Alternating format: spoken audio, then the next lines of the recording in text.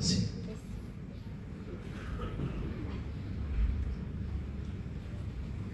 Bueno.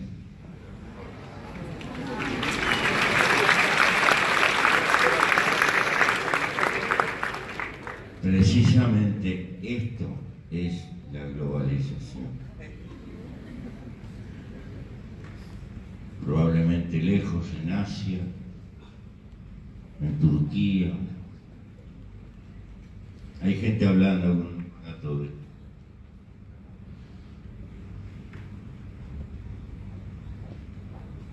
En realidad, los fenómenos de globalización no son contemporáneos, son viejos como la historia de las naciones, pero tuvieron siempre una característica distinta a lo que está pasando en el mundo contemporáneo. El Imperio Romano fue una globalización en su época. La República Popular China, esa que le damos, no es otra cosa que una formidable globalización hecha en el marco de su época. La difusión del helenismo a través de Asia, que va a tener un impacto cultural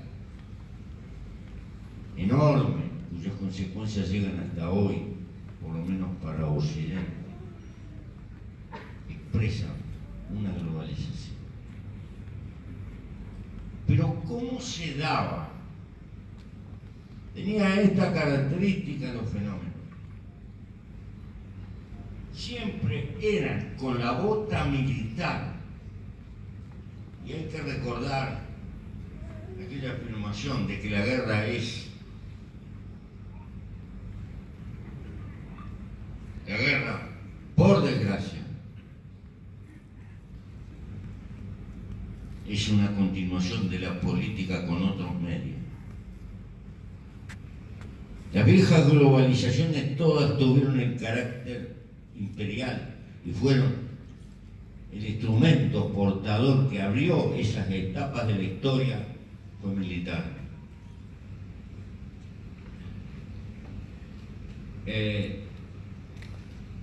La enorme diferencia con nuestro tiempo es que hemos vivido un proceso no ya de globalización, sino de mundialización, que tiende a cubrir toda la Tierra y que está manejado por otra fuerza, la fuerza del mercado. No tiene una conducción militar, no tiene una conducción política, tiene una conducción hija de los intereses de mercado. Y aquí está su fuerza, contradictoriamente su peligro. Nos toca vivir, y a ustedes, los jóvenes, les toca vivir una época maravillosa en muchísimos aspectos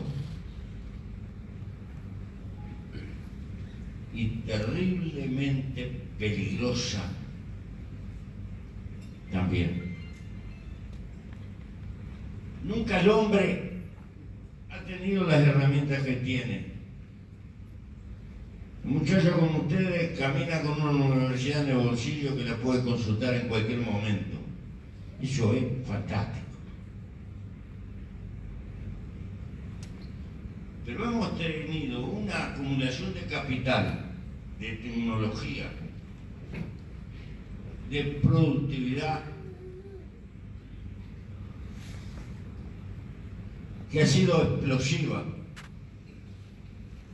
y ha sido explosivo, aguijoneado por los intereses de mercado, el disciplinamiento de la ciencia para desatar y desarrollar tecnología, y crear las bases de este mundo en el que estamos viviendo. Pero el ser humano como tal está lejos de estar a la altura del salto tecnológico que ha dado, y tenemos una verdadera confrontación, un mundo que va más allá de lo que podemos. Esta globalización no tiene dirección política, y entonces empiezan a aparecer cosas que sabemos que pasan, que son dramáticas, y sabemos perfectamente lo que habría que hacer, pero no las podemos hacer. Hace 30 años que se nos dijo en Kioto lo que iba a pasar con el calentamiento global, cuáles eran las causas. No podemos aducir que ignoramos.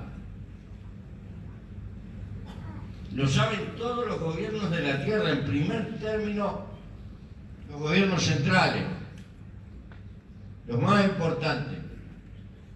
Pero sin embargo no podemos enfrentar los intereses que nuestra civilización ha desatado. Y empezamos a sufrir las consecuencias. Vaya paradoja. Tenemos mucho más riqueza. La pregunta es, ¿hemos avanzado en ciudadanía como hemos avanzado en tecnología? En materia de valores, ¿hemos avanzado o hemos retrocedido?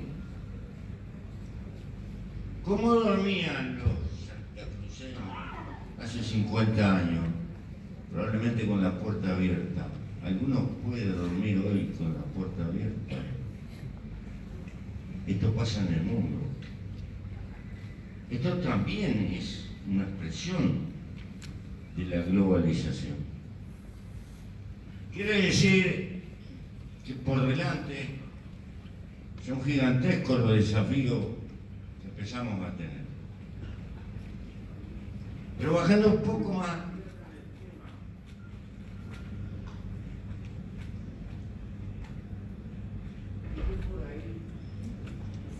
que esta globalización tiene como herramienta, como empuje principal, los intereses de mercado.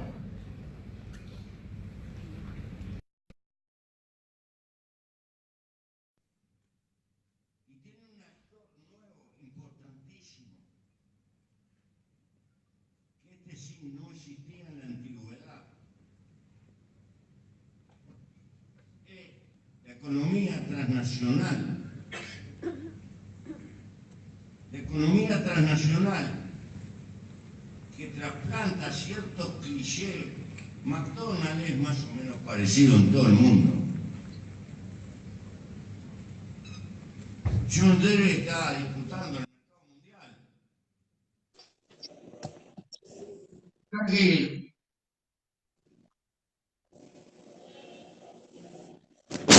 el interés de la producción de soya de Bolivia, de Argentina, de Brasil, Uruguay, etc. Países ha aparecido un tipo de seres económicos que no tienen ni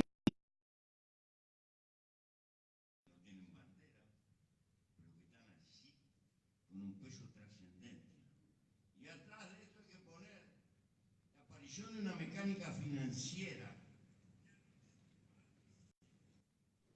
mucho más allá del poder de los países. Tendemos a notar un debilitamiento de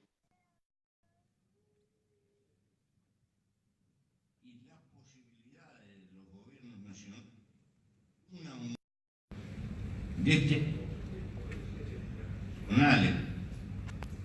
que le está dando una fisonomía a la economía del mundo y una característica a la globalización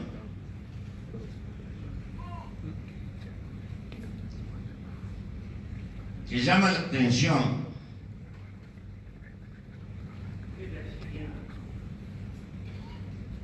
Estos mecanismos el avance globalizador financiero, la economía corporativa transnacional, son formidables instrumentos de concentración de la riqueza. La riqueza del mundo está creciendo con dificultades, como se quiera, pero tiene esta característica, este proceso. Una parte importante de ese crecimiento se concentra cada vez más en poca gente.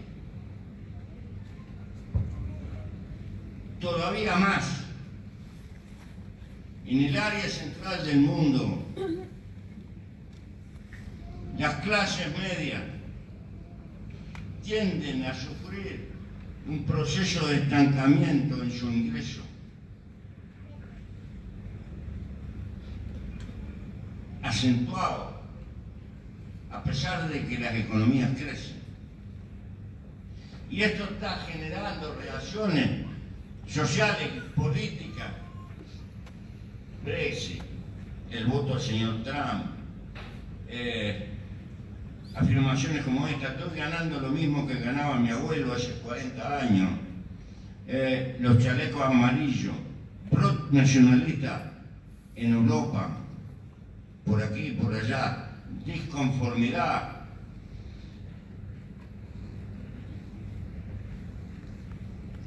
Las clases medias tienen y tendrán siempre el síndrome del gallo enano. Quieren más, pero no pueden. Es lógico, porque hay una parte contemporánea de todo el sistema, que es la generación de una cultura subliminal en la cual estamos todos inmersos. Y es natural que las clases medias aspiren a dar un paso más. Las explicaciones de ese inconformismo en cada medio van a ser distintas. En Estados Unidos son la culpa de los mexicanos. En Europa es la culpa de los africanos que cruzan el Mediterráneo o de los sirios. Y esto produce asquerosos brotes de chauvinismo nacional. Dice que vomitaron, millones de migrantes se olvidan de su propia historia.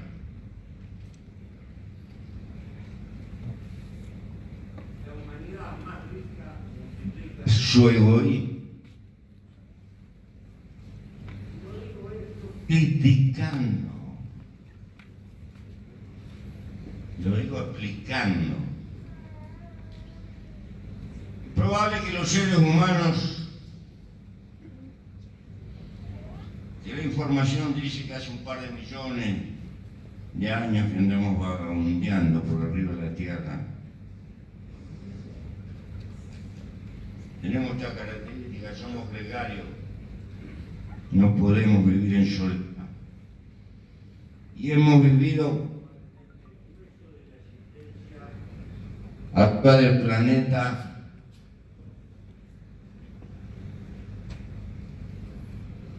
en grupos familiares o bandas, como dicen los antropólogos. Hace apenas 30.000 años empezó la revolución agrícola y allí se empezó a dibujar lo mío y lo tuyo. Se empezó a insinuar la propiedad. Y nuestra civilización industrial, 300 y pocos años. Entonces,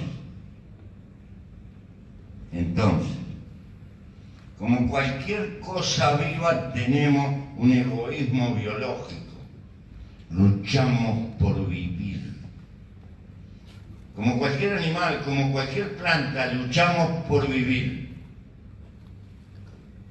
Pero como tenemos eso que llamamos conciencia, nos acostumbramos a hacernos preguntas que no tienen respuesta. ¿De dónde venimos? ¿A dónde vamos? No queremos aceptar sencillamente la inevitable idea de la muerte. Pero como no somos felinos, somos gregarios, tenemos que vivir en grupo y necesitamos sociedad, tenemos conflicto, obviamente, porque el egoísmo del individuo choca a veces con intereses de la sociedad. Es probable que ese sea el papel que tiene que cumplir entre nosotros la política. Tiene razón Aristóteles cuando afirma por ahí el hombre es un animal político, y lo es por necesidad, porque es un bicho social. Ahora bien, en esta época, hoy, en el mundo que vivimos,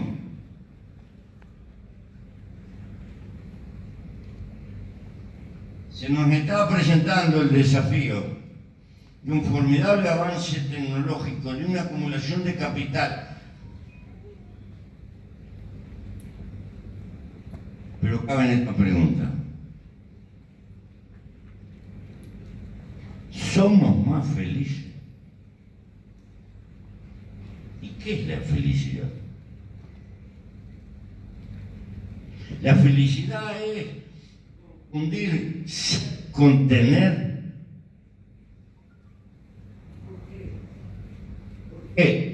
Esto que generó una fuerza formidable,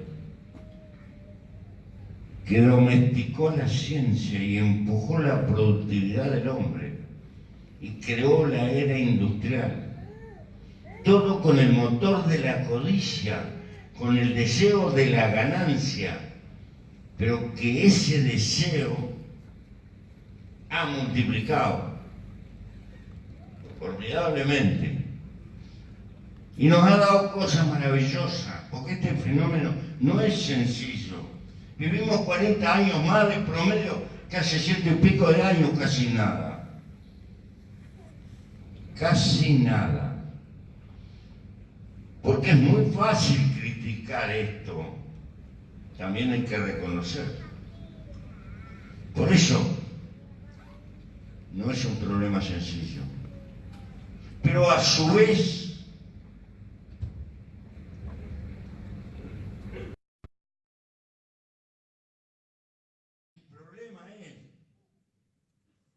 culturalmente, estamos a la altura de la tecnología y de la sociedad que hemos creado. Avanzamos en valores como avanzamos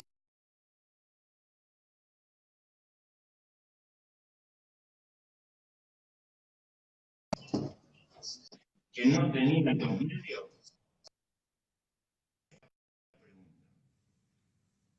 Somos más felices que el aborigen que todavía deambulan. Este es el drama de ustedes, muchachos. Se están asomando a un mundo contradictorio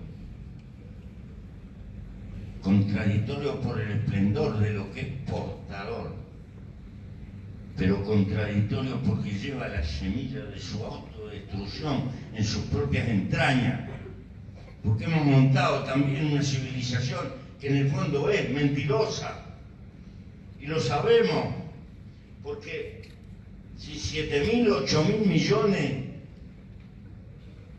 de habitantes de esta tierra van a vivir con el grado de despilfarro que viven las sociedades desarrolladas, el planeta no resiste. Entonces vamos a una probable humanidad amurallada, a un lado la humanidad rica y al otro lado la humanidad que se arregle como pueda.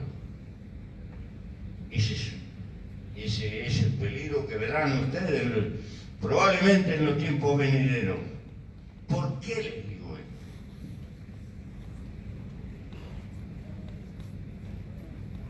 Porque el egoísmo de Europa que se cierra no es transitorio.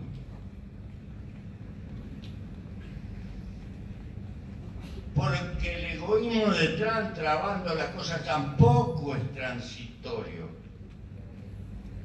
parece ser una expresión civilizatoria de un tiempo que se nos viene encima, una humanidad a un lado, otra humanidad a otro. ¿Por qué? Porque en realidad no podemos enfrentar los intereses formidables que ha desatado nuestra propia economía. A esta altura tendríamos que estar discutiendo algunas medidas de carácter mundial que están cantadas y son imposibles.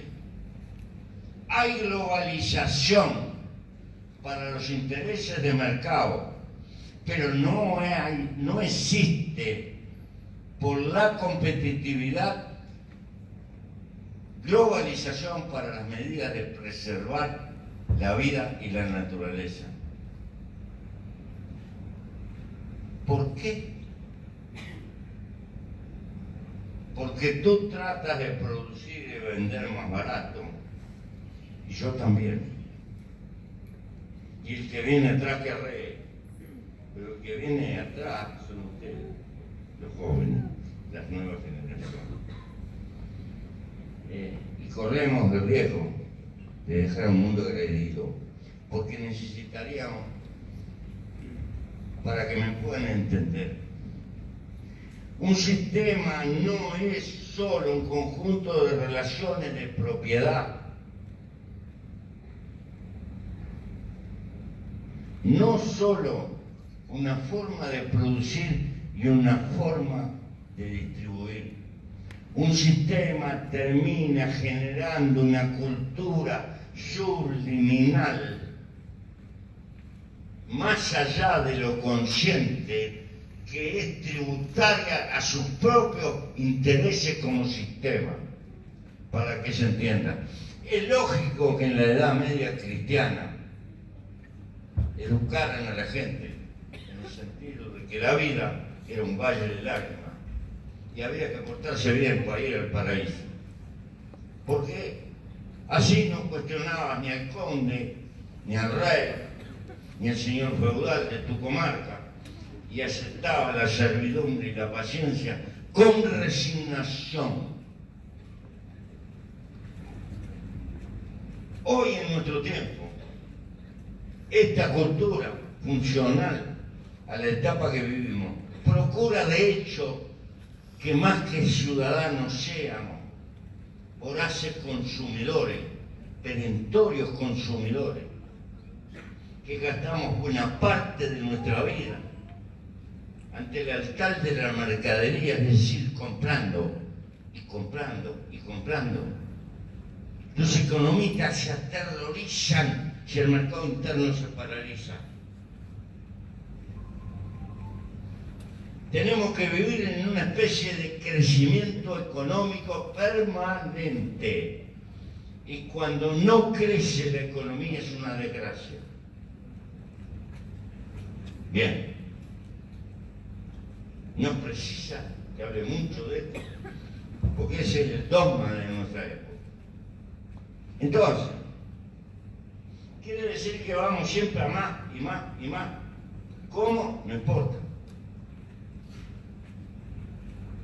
Y esto significa toda una trama de intereses empresariales, corporativos. Bien.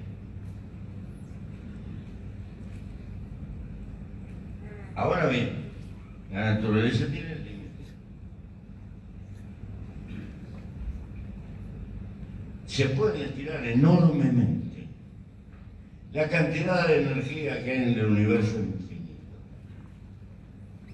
Los medios existen, pero todo depende de cómo se ubique el hombre. Si para ser competitivo tengo que hacer una economía de despilfarro que inventa cosas que tirarlas permanentemente, después no me puedo asustar de la basura. Esa es la consecuencia. Si pensáramos con un sentido global, probablemente los parámetros de un producto industrial, desde el momento que se concibe, estaría pensado cómo se recicla incluiría parte del costo del reciclado, para que el reciclado no sea una actividad desgraciada de gente muy pobre, sino un verdadero actividad empresarial próspera. Pero esto tendría que ser a nivel del mundo, porque si no, aquel país va a competir mejor y eso es imposible, entonces ni podemos hablar. Le estoy planteando una hipótesis mitológica, no existe. Esto no se puede discutir. Los que somos viejos, a ver, yo aprendí a afeitarme con una navaja que me dejó mi padre. Y me estuve afeitando como 30 años. Después que la agarro en la mano no hay afeitada como la de la navaja. Pero es un clavo remachado, porque una navaja capaz que dura 150 años. No, eso no sirve. Hay 2 o 3 lamparitas que hace más de 100 años en el Cuerpo de Bomberos de California que están prendidas. Eso que se llama la obsolencia programada es un elemento fundamental de nuestra economía. Y se necesita esa cultura que vivamos trabajando para pagar cuentas y contrayendo crédito. Eso es cultural. Está metido. Consideramos automáticamente que eso es progreso. Aunque nuestra vida termine siendo una porquería porque no tenemos tiempo para nuestros hijos, para nuestros afectos. Y caemos en cosas como esta que yo he visto. Yo no quiero que a mi hijo le falte nada, pero le faltas tú. ¿Quién te dijo que la relación de un gurí se arregla con juguete si le faltan los afectos?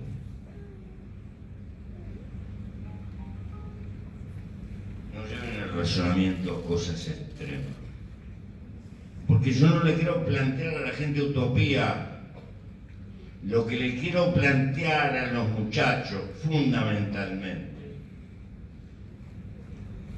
que hay un desafío en el marco de esta globalización, el mismo desafío que tienen en una avenida llena de autos. Tienen que aprender, no pueden evitar que haya autos, pero tienen que aprender a cruzar la calle sin que los autos los pisen.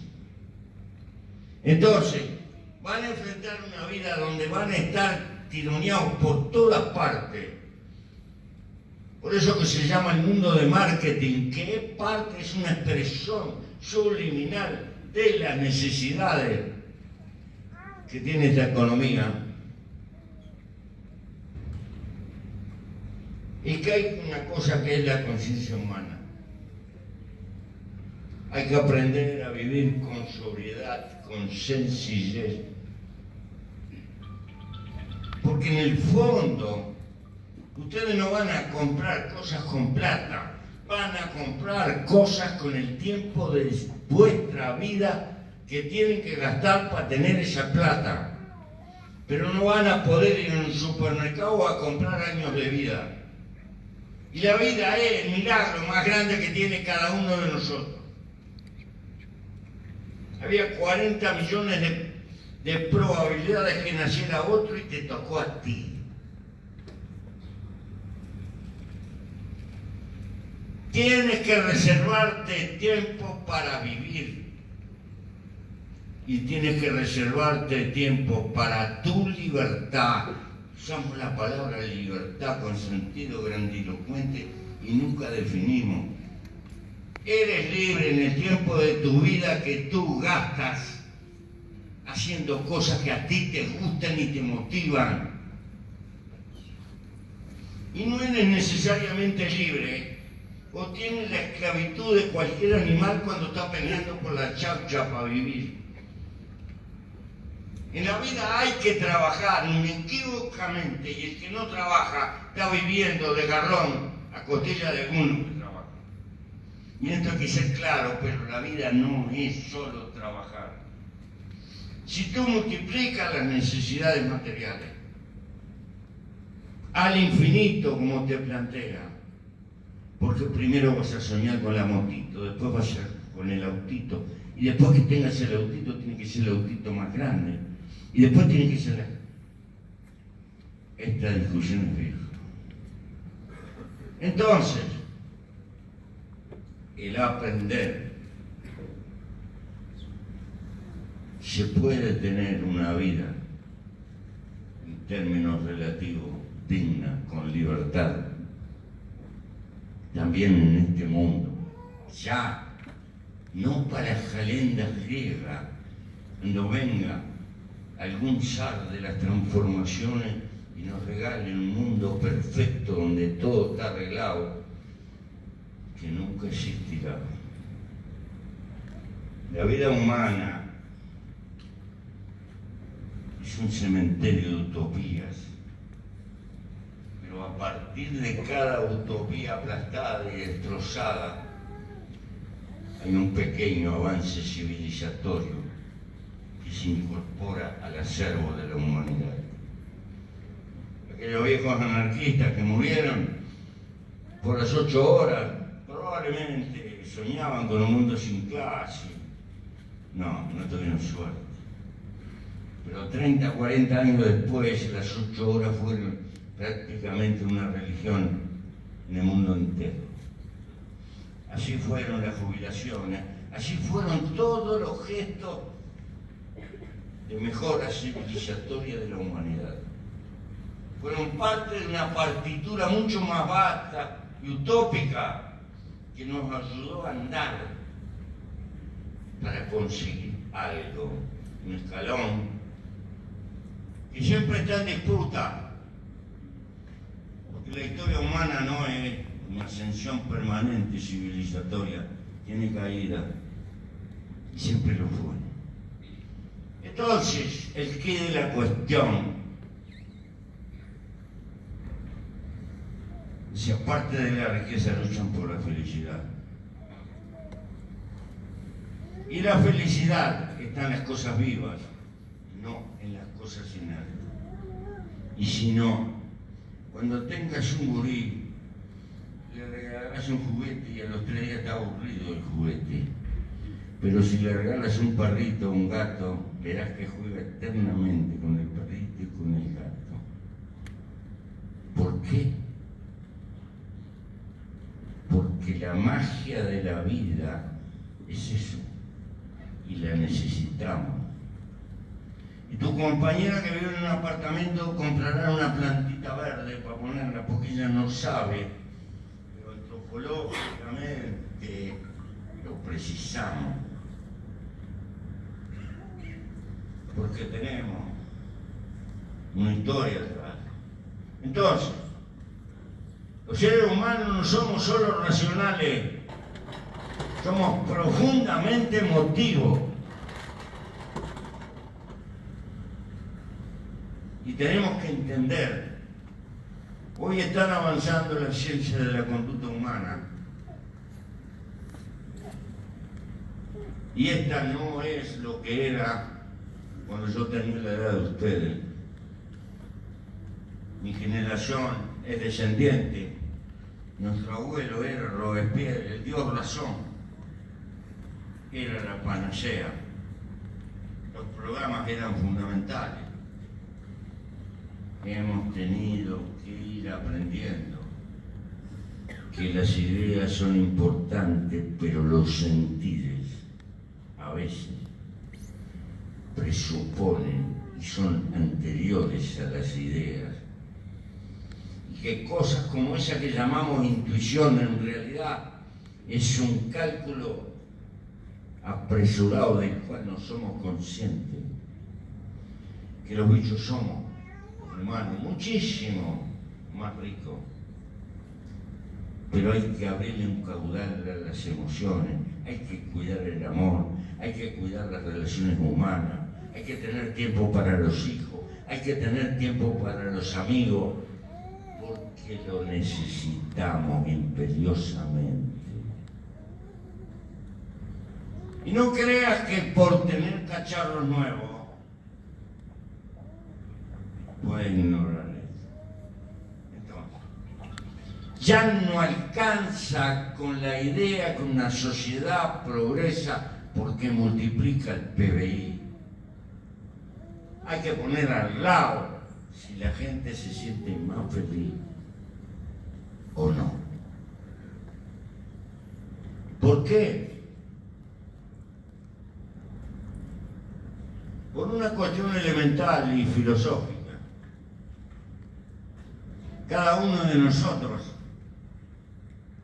se dé cuenta o no, la cosa más maravillosa que tiene fue la oportunidad de haber nacido. Y esa llama interior de haber nacido, de querer la vida, es el mensaje superior. Entonces, esto de cómo pasas la vida.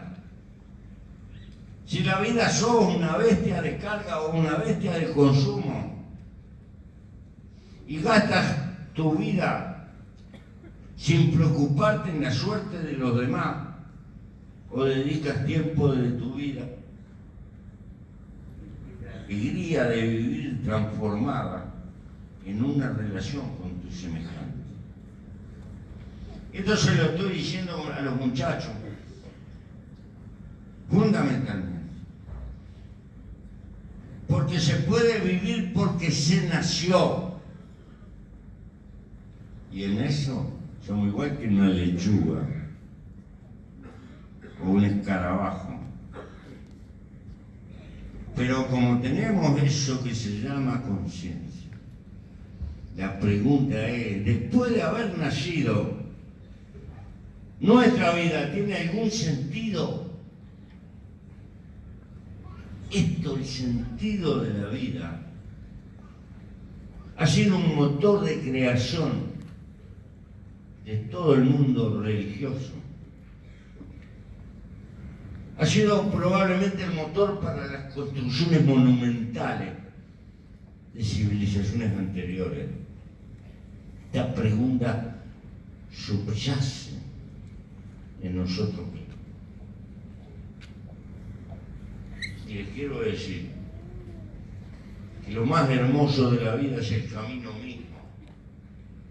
Mucho más de lo que se logra es andar con causa, sentir que la vida no es un tiempo solo de mercadería, sino que la vida se gasta inevitablemente tras el sueño y la esperanza de contribuir a enriquecer un poquito la civilización, que es esa herencia formidable que recibimos cuando nacemos, desde aquella epopeya de los prehistóricos que descubrieron el fuego y la rueda, a los que están trabajando hoy con la biología molecular por todas partes. Ese capital anónimo que se llama civilización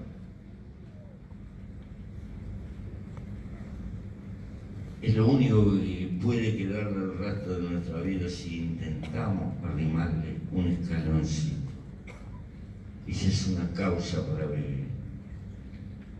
Pero no se preocupen, si no tienen causa consciente para vivir, el mercado les va a dar causa. Se van a pasar toda la vida pagando cuentas. Y se van a sentir felices pagando cuentas y angustiados cuando no pueden pagar. Ese es un destino desafiante que está hecho por delante. No me puedo conformar que este bicho, este mono depredador llamado hombre, humanidad, que ha demostrado tener una capacidad formidable para desentrañar el universo, no sea capaz de mejorarse a sí mismo, a pesar de tanto progreso material.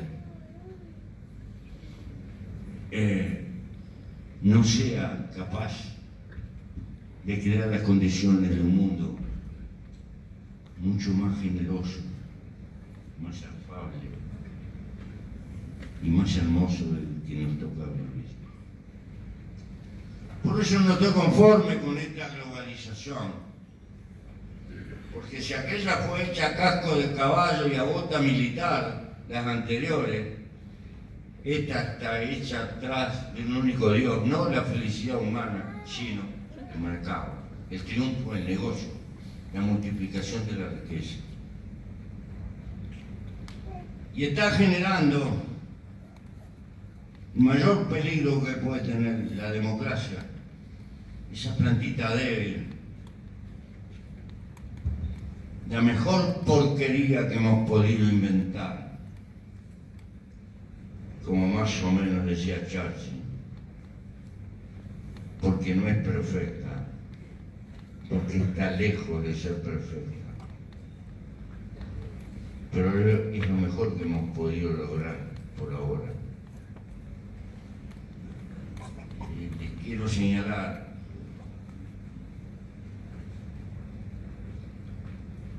que esta globalización, que está manejada por la economía transnacional y la economía financiera,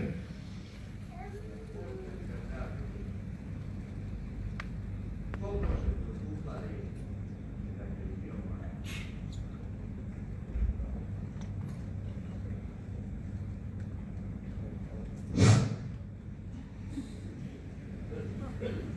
En realidad, cuando tenían un enchufe era peligroso, y ahora también.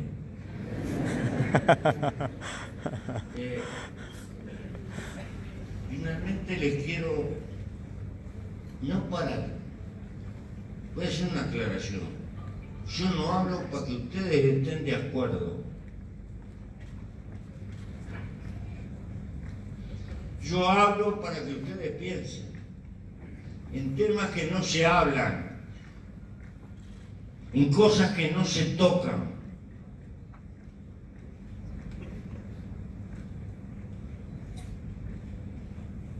Y estoy haciendo el papel de un viejo que tira semilla, no otra cosa. Hay todo el derecho a discrepar. Y si me agarran los técnicos de las multinacionales, me hacen triza.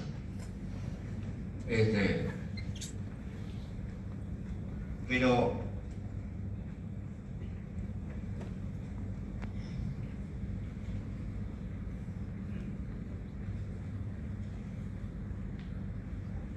no pensamos sociedades donde los mecanismos que inventamos procuren darle respuesta a que la gente se sienta mejor.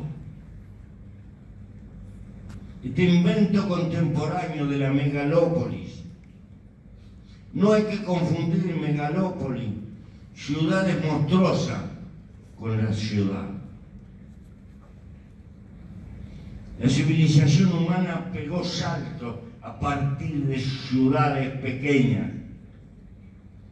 Las ciudades griegas eran necesariamente pequeñas, las ciudades del Renacimiento eran pequeñas, las fundadoras del capitalismo y de la era industrial, las ciudades de la Liga Hanseática eran pequeñas.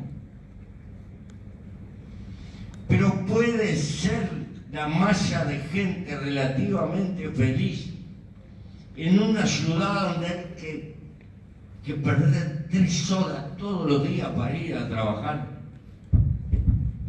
¿Quién construyó esa megalópolis? El interés inmobiliario no es tan pensada para que la gente sea feliz. Yo sé que la felicidad no se crea por decreto, pero los griegos cuando crecían un poco una ciudad fundaban otra y así fundaron por todo el Mediterráneo. Los mayas tenían control territorial. ¿Quién es responsable de la megalópolis en interés inmobiliario? ¿Quién empieza a valer?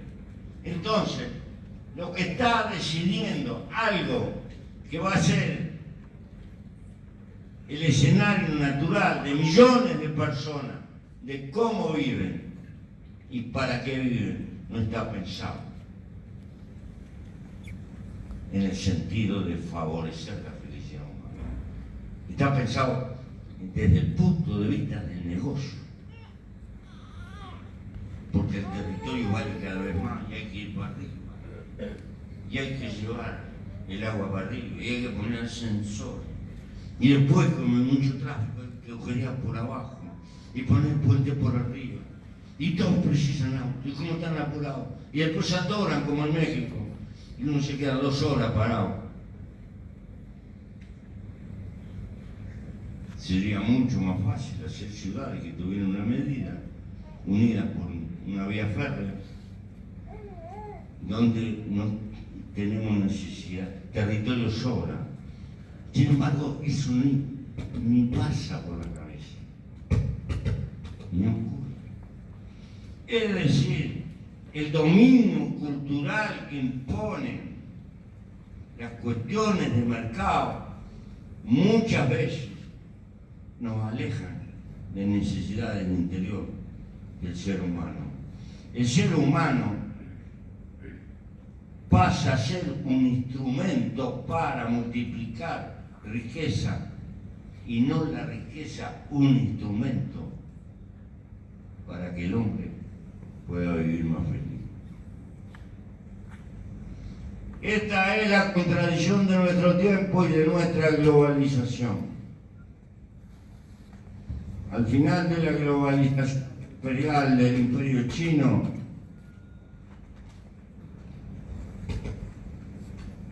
quedó el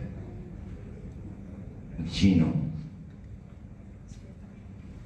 el que viva 20 o 30 años más que yo, después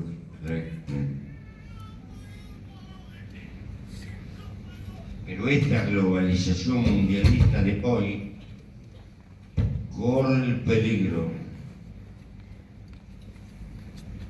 de llevarnos al holocausto ecológico.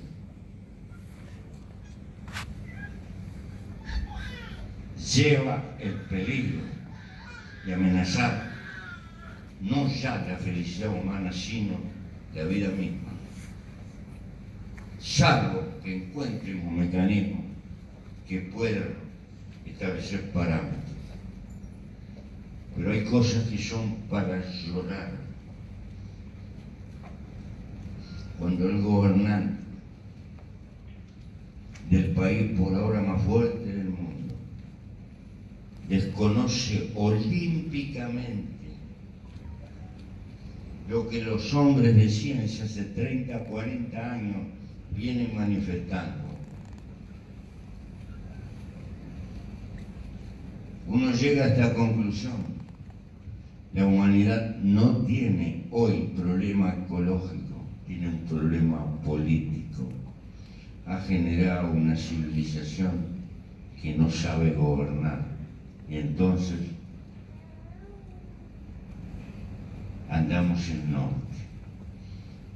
Ese será el cometido de vuestra vida, las alegrías y los padecimientos cuando lleguen a nuestra edad.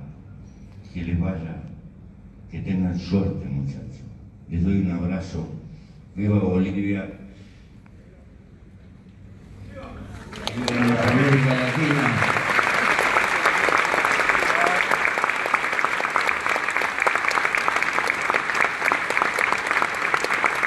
Por favor,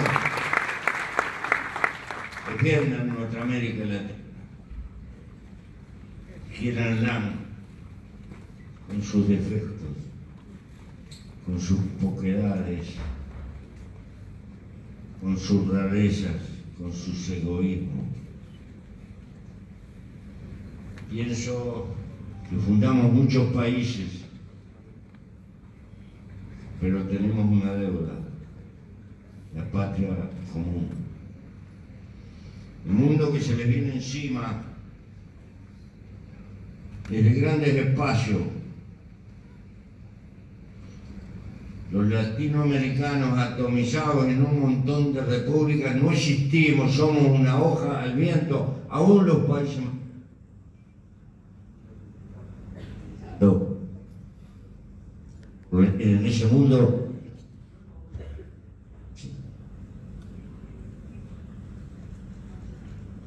¿Ustedes creen que se puede negociar en igualdad de condiciones con China, con la India, con Estados Unidos, con la Europa unificada, con un montón de pequeñas repúblicas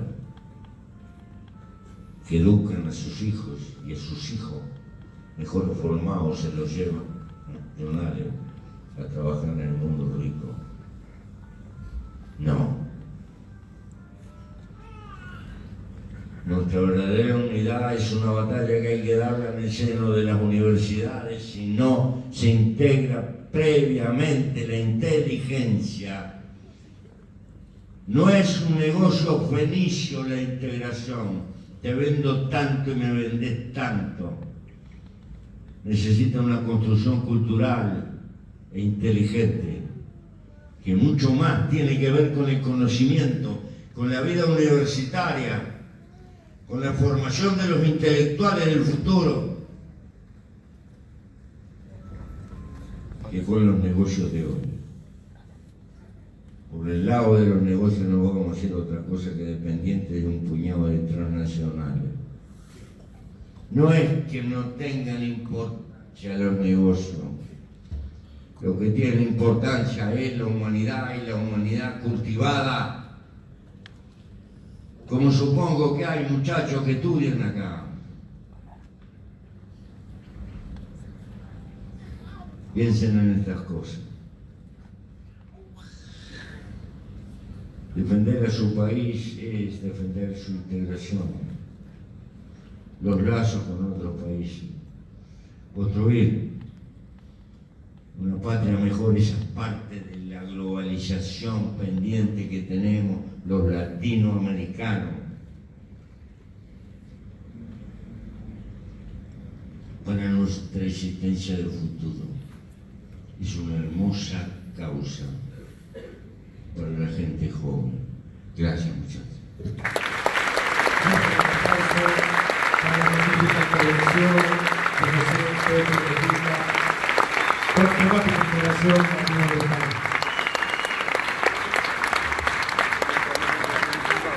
Seguidamente, en agradecimiento, tenemos entrega de reconocimiento a cargo de la decana de la Facultad de Ciencias Económicas de la Universidad Autónoma Gabriel René Moreno, ingeniera Juana Borja, por favor.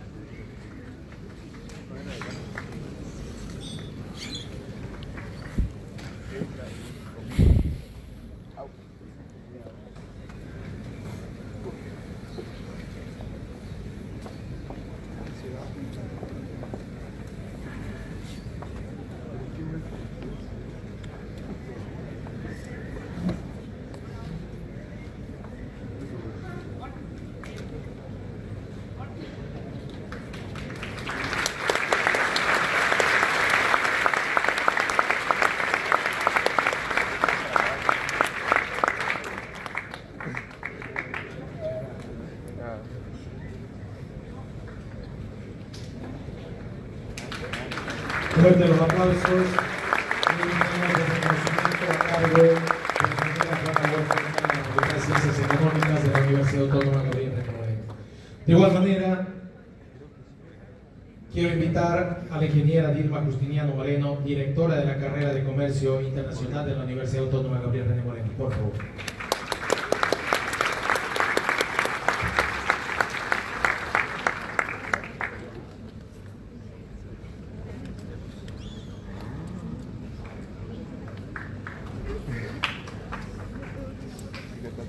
Fuerte el aplauso de igual manera que quiera, por favor.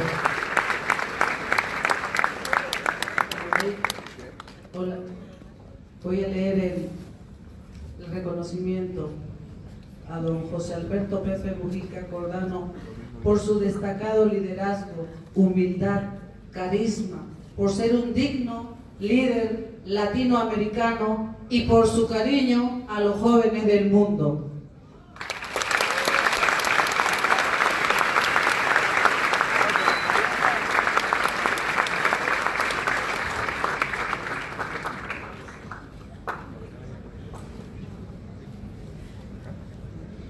De igual manera, invitamos al licenciado Raúl Saavedra, honorable consejero. concejal municipal para hacer la entrega como visitante distinguido.